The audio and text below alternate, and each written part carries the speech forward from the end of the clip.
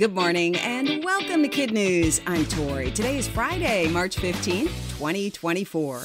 And we begin with Southern California primed for what could be a spectacular Superbloom. Superblooms occur when dormant wildflower seeds blossom all at once, creating a kaleidoscope of color. After near-record rainfall this winter, hills that are typically brown have transformed into seas of green, sparking hopes that a colorful burst is in the works. Visitors are already flocking to places like Anza Borrego Desert State Park, where a bloom is already underway, although, according to NBC News, it's too soon to call it super. Crowds can be an issue. During last year's Superbloom, so many people tried to access Walker Canyon in Lake Elsinore that police had to close roads, even to locals, and remind visitors not to trample the flowers while vying for the perfect Instagram shot. If you're among those hoping to find the best blooms, there's a wildflower hotline to lead the way. We've placed a link on our resources page.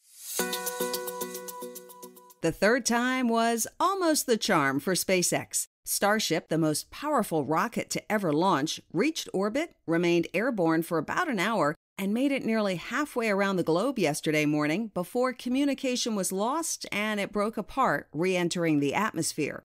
Even though the test didn't end with the planned splashdown in the Indian Ocean, Starship did achieve a few key milestones, including opening and closing its payload door in flight. Space watchers are hailing the launch as a major achievement. NASA Chief Bill Nelson called it a successful test flight. And SpaceX founder Elon Musk posted, "Starship will take humanity to Mars." Could one of the NBA's top players be eyeing the top of the ticket? Steph Curry of the Golden State Warriors appeared on CBS Mornings this week, where he said he might consider running for president someday, if it meant he could leverage every part of his influence for good. When asked about a 2028 campaign, he said that might be a little too soon. Curry was promoting his new kids' book called I Am Extraordinary, about a girl named Zoe who struggles with her confidence on the soccer field because she wears hearing aids. During the interview, Curry shared his personal past challenges with being called a late bloomer and how he worked to build his own self-confidence. The all-star point guard turned 36 yesterday, which is old enough to run for the highest office in the land.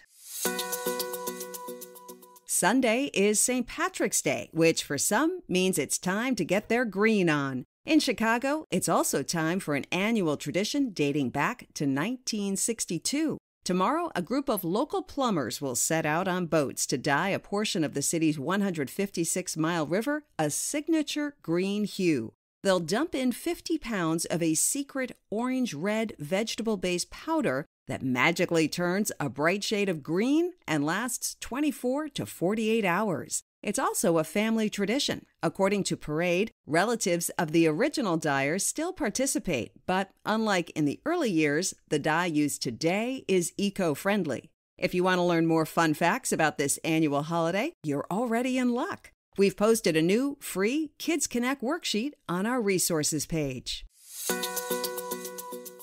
Barbie is getting the royal treatment with a makeover fit for a queen. In honor of International Women's Day, Queen Camilla received a commemorative Barbie made in her likeness. The 76-year-old royal serves as president of the Women of the World, or WOW Foundation, an organization that promotes gender equality and had just finished touring local schools with the WOW Girls Festival bus. At the Buckingham Palace event, the Queen and her mini-me were decked out in matching blue dresses and black coats. Seemingly pleased with her likeness, Camilla said, "You've taken about 50 years off my life. We should all have a Barbie, but only the Queen will have this particular doll. It's not for sale to the general public." Still to come, backlash for a new dessert at Disney. But first, today's KidNuz quiz.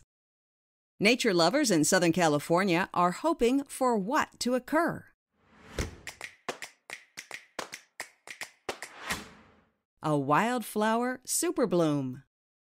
How many times has SpaceX now tested its Starship spacecraft?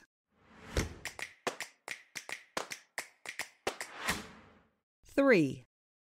What royal just got a Barbie look-alike?